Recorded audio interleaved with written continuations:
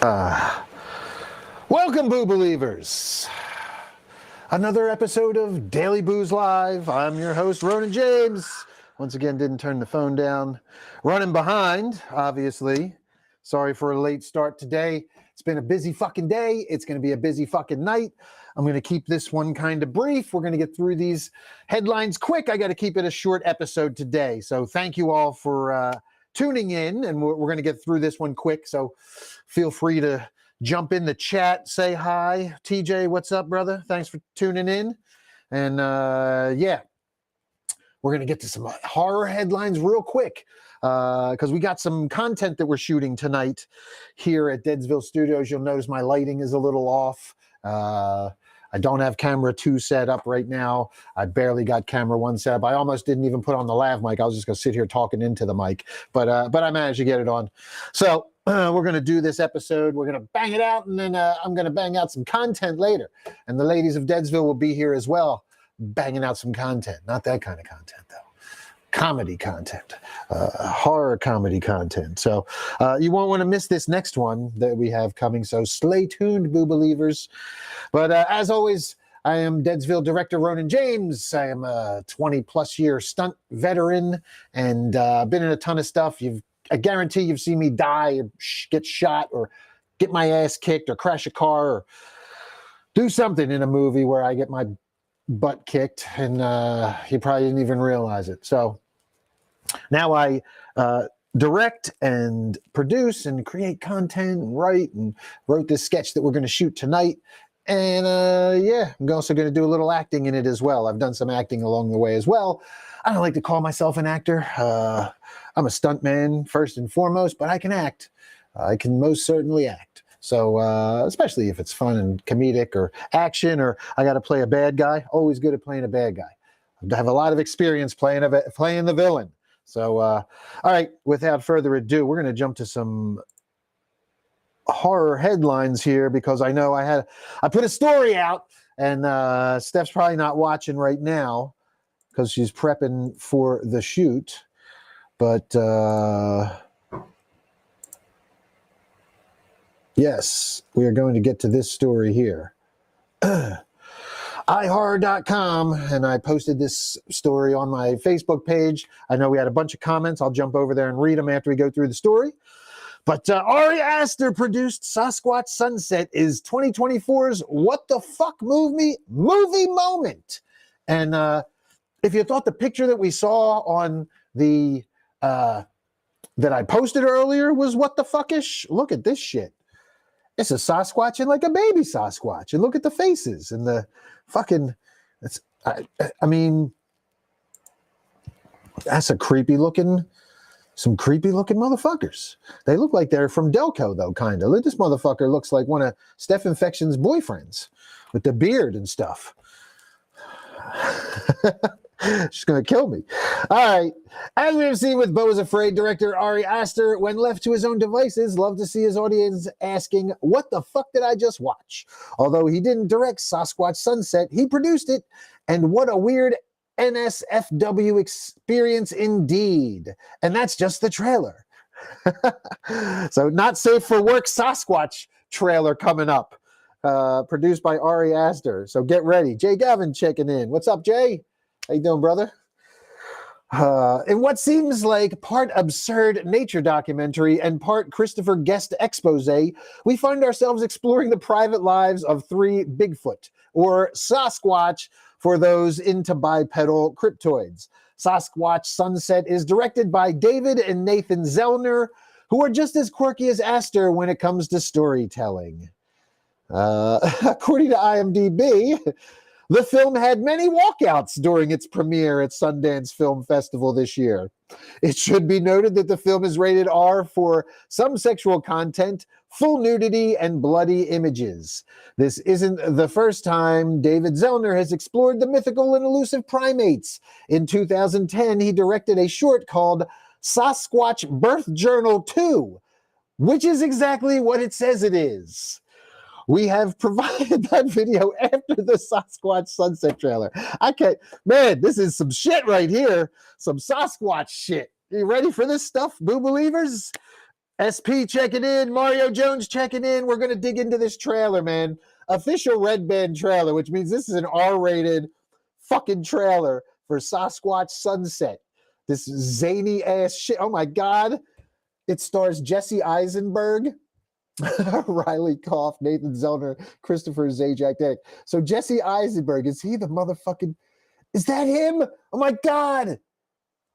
Is that Jesse Eisenberg as the Sasquatch? I think it is. Holy shit. What do you guys think? Is that him?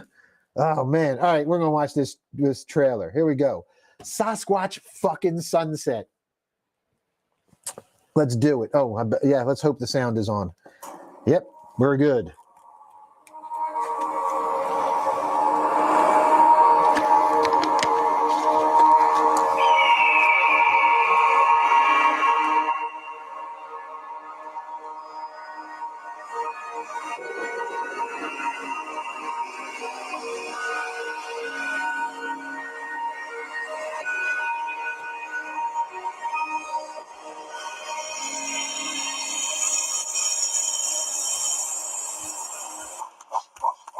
What the fuck?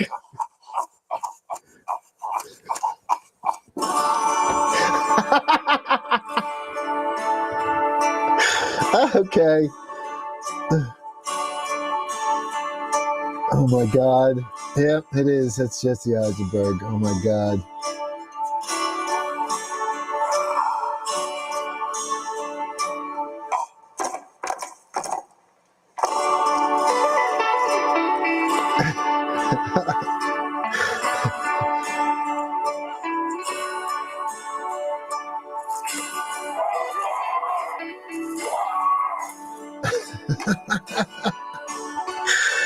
Oh, Lauren Mauser and Maddie Morningstar checking in. What's up? We're watching the trailer for Sasquatch Sunset here.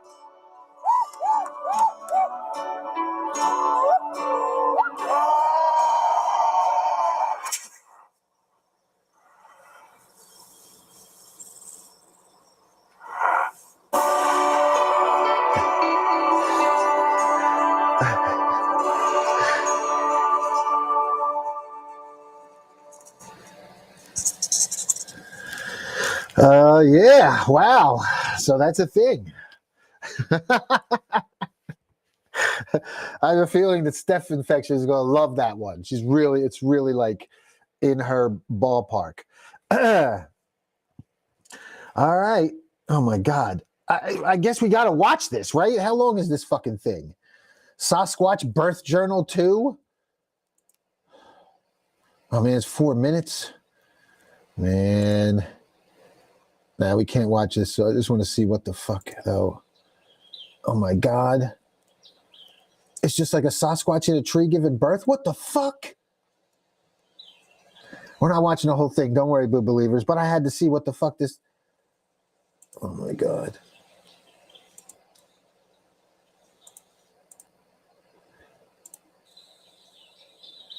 Oh man, look, there's a little arm coming. Dude, really?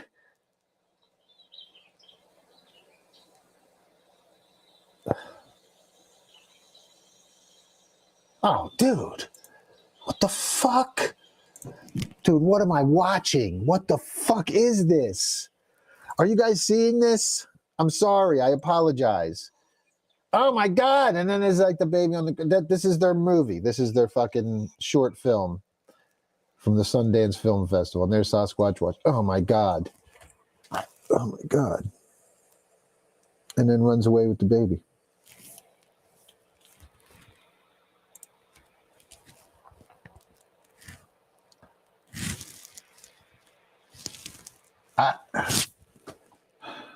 I don't even know what to say.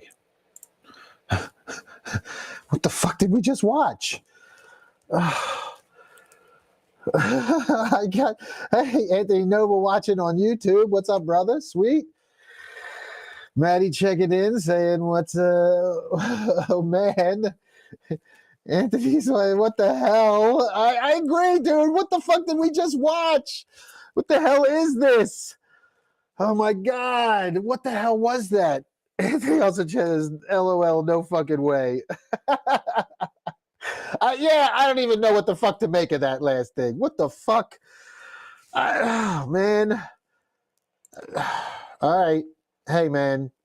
Sasquatch Sunset and the fucking Sasquatch Birth Journal 2 you can check out from the Zellner brothers.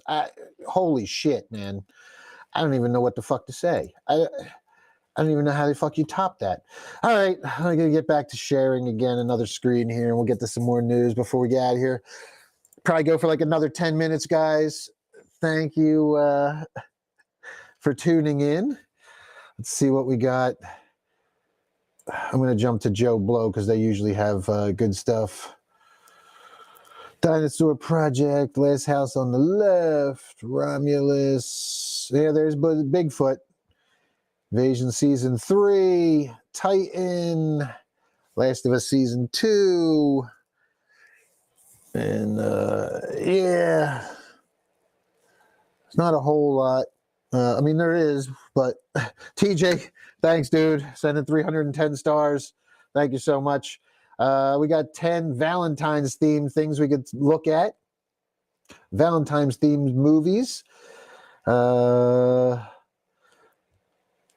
We watched the Cinderella trailer yesterday. Yeah, most of this stuff is old news. There's not a whole lot going on here that we haven't seen before. Good, because we got work to do. Oh, here we go. You can take a look at that. Interesting. We'll look at this one, and then we'll do the top 10, those 10 movies that they talk about on there. Now let's show Anthony's. Joe Carrada says, I heard a new Jurassic Park is coming. Yeah, there is talk of another dinosaur movie, but what we're going to talk about is a new Masters of the Universe movie, because we love comic books and 80s cartoons and nostalgia. And yeah, even that Dolph Lundgren Masters of the Universe movie was awesome in my book. I have the poster inside in a frame in the office. Steph Infection joining us. Steph, you just missed it. We watched this fucking crazy, I can't even put it on again, Sasquatch Sunset. It was like your peoples out there fucking in the woods and all kinds of weirdness. And then we watched, to make it even weirder, Sasquatch Birth Journal, which was literally a Sasquatch in a tree birthing a baby Sasquatch and then washing itself off in a pond. It was the most insane shit. I can't even begin to explain. I mean, I just explained it kind of, but I can't believe that they're actually doing it, that this is actually a thing that's a movie. All right. And it just stars Jesse Eisenberg as a fucking Sasquatch. All right. In full Sasquatch prosthetic suit. All right, back to this one. Travis Knight in talks to direct live-action Masters of the Universe movie for Mattel, and this is on Bloody Disgusting from John Squires. Of course, they got a shot of Frank Langella as Skeletor, looking epic, as I remember. Vince Bruno checking in. All right, the live-action Masters of the Universe feature film reboot has been gestating for a while now, and Deadline reports today that Travis Knight, who directed Bumblebee, is now in talks to direct. Deadline notes that Travis Knight is in final negotiations to direct. The exclusive report goes on to say insiders say his deal has still not closed and that other elements on the project are still coming together, but all signs are pointing to Knight being the top choice to direct. Adam and Aaron Nee, The Lost City, wrote the original version of the script with David Callahan, Shanghai, and The Legend of the Ten Rings, which Chris Butler will rewrite. The site also reports the film revolves around when Prince Adam was 9 years old. He crashed to Earth in a spaceship and was separated from his magical sword, the only link to his home on Eternia. After tracking it down almost 2 decades later, Adam is whisked back across space to defend his home planet against the evil forces of Skeletor. Interesting. But to defeat such a powerful villain, Prince Adam will first need to uncover the mysteries of his past and become He-Man, the most powerful man in the universe. The movie will be based on the beloved Mattel toy line, which spawned a successful animated TV series, as well as an 87 live-action movie starring Dolph Lundgren as He-Man. Property centers on the warrior He-Man and the last hope of a magical land called Eternia. There you have it. So there you go. There is your He-Man reboot breakdown. I I mean, I love He-Man, but they should try another name, maybe. I don't know. Can we still be He-Man in this day and age? I don't know, man. Dare I say, maybe they rename it She-Man, because everything's about women nowadays, and other reasons that I'm not going to get into. But who the hell knows? We'll see. I mean, I love He-Man. I love nostalgia. We'll see. It might be good. The Noble says, now time for the Prince Adam birthing tape? Yes. Yes, we'd love to see that. I can't believe it. Steph Infection's got to have to go back and watch that birthing tape thing with the Sasquatch birthing tape. All right, Boo Believers, couple minutes left, and then I'm going to wrap up. Super short episode today. Thank you all for tuning in. I'm about to go wrap up and get the rest of the studio, which is behind the camera over there, which you can't see, cleaned up and set up and lit and ready to shoot at about 7 p.m. tonight. And yes, we're making magic in studio tonight. Vince Bruno says, as a member of the younger generation, I don't know if most of us even know who He-Man is. No, I agree. And most of it's going to turn off most of the younger generation, I would suspect, just by that silly name. Like, it was a name that was kind of comical to begin with, even back in the 80s. We were like, yeah, He-Man. And it was like a, satire almost. You had the He-Man Woman Haters Club in Married with Children, Al Bundy. But yeah, the name is kind of silly, and I wonder if it's going to connect at all with new audiences. It's something that's just going to be a nostalgia cash-in, unless they kind of revamp it and figure something else out to call them. I mean, obviously, it's going to be called Masters of the Universe. They're not going to call him He-Man. And I doubt we'll get a lot of reference to him being called He-Man in the show. It's or in the movie. So, all right, we're going to move on. Joe Blow's top 10 Valentine's Day themed horror flicks. And with tomorrow being Valentine's Day, and hopefully you all have a significant other to share it with. If not, then maybe, I don't know, your hand. Get yourself a nice glove, or buy yourself some good lube, or I don't know, a good magic bullet, ladies. I hear they're good. Anthony Noble, tough guy with a fur loincloth. It's odd. If it's Bruce says She-Mail works, I think. Exactly. I mean, that's the problem with He-Man. All right, we're moving on from He-Man now. Thank you guys for chiming in with that. Here we go.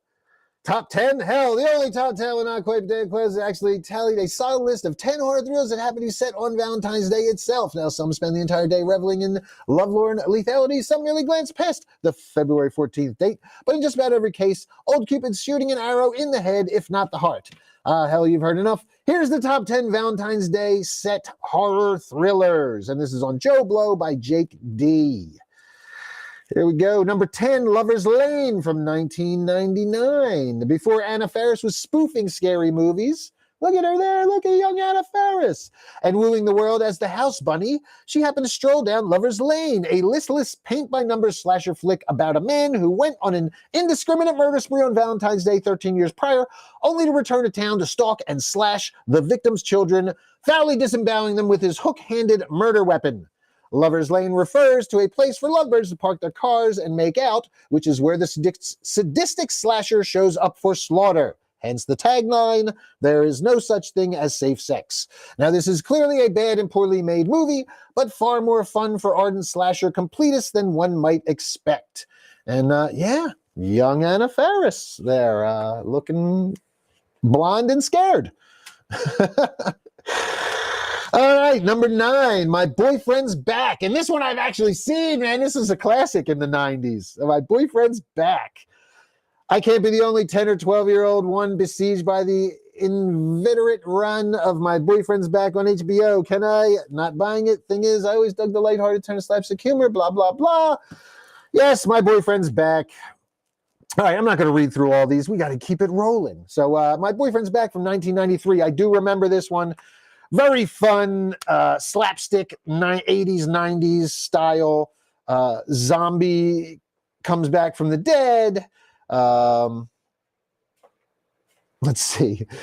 Playing like the best of a cheesy Tales from the Crypt episode crossed with a zanily cartoonish Sam Raimi flick. And from what I remember, that's the perfect the perfect summation of it. Anthony Noble checks in and says, I remember my boyfriend is back. Yeah, that was a good one.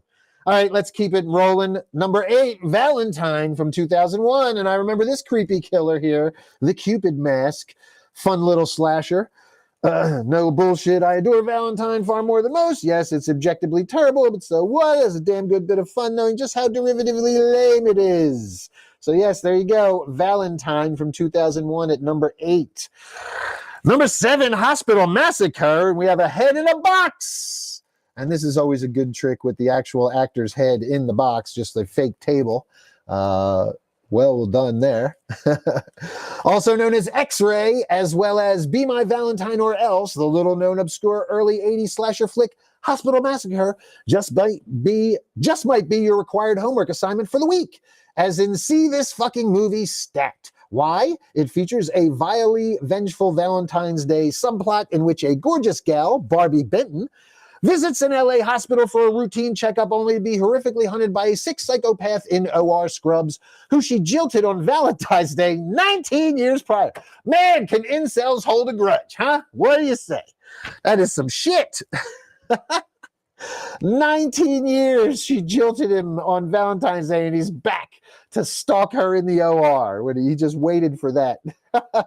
It's essentially the plot line for Valentine, but directed with beguiling verve by the Israeli madman Boaz Davidson, who did The Last American Virgin. Oddly, the movie was made and released in Mexico in 81, but had to wait until April of 82 to arrive stateside. Props to Shout Factory for issuing Hospital Massacre on Blu-ray as a double feature with Schizoid. And well, that means you probably watch it on Shout TV or Screambox, maybe. I'm sure it's out there. I'm sure you can watch Hospital Massacre. I don't think I've watched it. I'm going to have to check that one out. Interesting. All right, next up, Pontypool. And I remember this. All right. Okay, so of all the flicks on our list, this one portrays Valentine's Day with the least amount of romantic prominence, and yet technically, Pontypool is indeed set on Valentine's Day as a deadly viral outbreak threatens the small Ontario town on February 14th. So what's coolly original here, other than the kick-ass performance by stellar Canadian actor Stephen McHattie, is how the aforesaid virus is detected through radio transmission as a shock jock radio DJ begins filtering ferocious bits of info through his airwaves as the night wears on. And this one's a good one. It all takes place through call-ins on a radio show. I remember watching this a while ago, probably 2008 or 2009 when it came out. It doesn't really deal with Valentine's Day, other than it's entirely set on Valentine's Day. So not a bad one. Number 5 is Down from 2019. We're happy to report that our most recent Valentine's Day themed horror flick on the list is qualitatively good enough to rank among the upper half. True Talk, the 5th episode of Hulu's original Into the Dark series, Down, is a deeply duplicitous two-hander that gets stronger as it progresses, setting up a wildly unpredictable finale that atones for a few early cliche-ridden scenes. All right. Well, it's an episode of Into the Dark. So not just a movie, it's an episode of Into the Dark. All right, moving on. Number 4, St. Valentine's Day Massacre. Codify it a crime thriller or gangster picture all you want. The semantic argument does not change the fact that a real-life massacre took place at the hands of mafia magnate Al Capone in 1929 Chicago. That is, swap the Tommy guns for knives and you'd easily have one of the gnarliest real-life horror stories of all time. The gist, simple: in order to strike his most formidable foe, Bugs Moran, Capone orchestrated a sneak attack in which he sent his men in hot, guns a-blazing, disguised as policemen, until his rivals were mowed the fuck down into a gory morass of bone, blood, and viscera. The great Roger Corman directs, but the real reason to see the flick is for the powerhouse performance of the late, great Jason Robards as Capone. All right, so that's what that one is there. Next up, number 3, Picnic at Hanging Rock, 1975. Few filmmakers have conjured such a mystifying air of ambiguity the way Peter Weir did with his lyrical curio, Picnic at Hanging Rock. Having seen the flick for the first time fairly recently, the story about 3 students and their school teacher suddenly disappearing while taking a walk on Valentine's Day in 1900 is as fascinating a movie mystery as I've ever seen. Part of this is due to the pacing, putting us in a time and place where time moved like molasses, which lends a kind of eerie hypnotic quality to the viewing. Yeah, I wouldn't be able to sit through that. The unspeakable honing of the townsfolk trying to decide what happens feels palpable, blah, blah, blah. I will pass. All right, next up. There we go. Finally, number 2, My Bloody Valentine 3D from 2009. And yes, I enjoyed it. One of the most difficult original verse remake face-offs we've seen in the past has to be that between My Bloody Valentine and its three-dimensional redo in 2009. It's a tough call, as certain aspects of Patrick Lussier's version about a psycho killer in a miner's mask slaughtering Pennsylvania townsfolk on Valentine's Day actually reign supreme. The whodunit mystery is just as adroitly maneuvered as in the original, keeping us guessing the identity of the killer all the way to the end. The acting goes a long way towards preserving the mystery, and the resplendent grue of the uncut version rivals the uncut version of the original, where the unflinching profusion of graphic gore was forced to be excised by the MPAA on both accounts. Simply put, My Bloody Valentine 3D is the rare case of a remake being on par with its predecessor, the original of which ranks number 1. So there you go. Number 1 with a motherfucking bullet. My Bloody Valentine, the original, 1981. No surprise there. Indeed, the one and only definitive Valentine's Day horror film, George Mihalka's My Bloody Valentine, really deserves rank as one of the all-time best slasher films as well, at least 1980s slasher flicks from which the majority of them derive. In addition to brilliantly setting the film on a holiday meant for lovey-dovey romance and horny courtship, thereby subverting the happy holiday in favor of something far more sinister, the setting of an underground mine is a sheer stroke of genius. It gives the murderer reason to don the mining mask and gives us reason to organically guess who among the miners is moonlighting as a pickaxe-wielding murderous madman. The iconic heart-shaped candy box filled with a carved-out heart or a gruesomely decapitated head lolling around in a washing machine, both of which were affectionately called back by Lussier in the redo, easily prop My Bloody Valentine as the most beloved February 14th horror salvo to date. There you go. There's the heart in the heart-shaped box. So there you go, Boo Believers, your top 10. Of course, My Bloody Valentine and the remake. Rank 1 and 2. Man, I'll have to go back and maybe we'll have to watch them tomorrow. They should start putting those back in theaters for like one day. I'd go watch the 3D My Bloody Valentine, like remastered. In actual 3D again, that'd be rad for Valentine's Day. It'd be a fun little outing for horror movie couples, right? Anna checking in. Hi, Anna. We're just about to wrap up. I got to get back to work here and get the studio set up for shooting some content tonight. So Logan Sear checking in. What's up, Logan? Thanks for tuning in, brother. Thank you all for tuning in. Yeah, we're going to wrap it up on this one, guys. I got to get back to work. Short show today. Came in late, came in hot, went right at it. Go watch the trailer for Sasquatch Sunset. I guarantee you will not be disappointed. It's a red band R-rated trailer, so it gets, yeah. I don't even want to spoil it at all. So Logan checks in, says, I like the Ackles, My Bloody Valentine, a lot. Yes, same here. I really dug it. I really dug, I like Jensen Ackles, obviously, love Supernatural. But yeah, I really dug that 2009 remake. Like they said, it's rare that you get a remake that can compare, let alone do any kind of justice to the original. So I thought they did a really good job with that 3D 2009 My Bloody Valentine. All right, Boo Believers, that's going to do it for me today. Thank you so much for tuning in, and make sure you like, subscribe, follow, all that good stuff wherever you're listening or wherever you're watching this live stream or replay podcast right now. And yeah, I'll be back tomorrow. Same bat time, same bat channel. And we'll do it all again. We'll look at tomorrow's news. Maybe we'll have a little more. There wasn't a whole lot today anyway when I went and checked. So got a little bit in, got our horror fix. Now I got to go shoot some content. All right, Boo Believers, until tomorrow, stay spooky.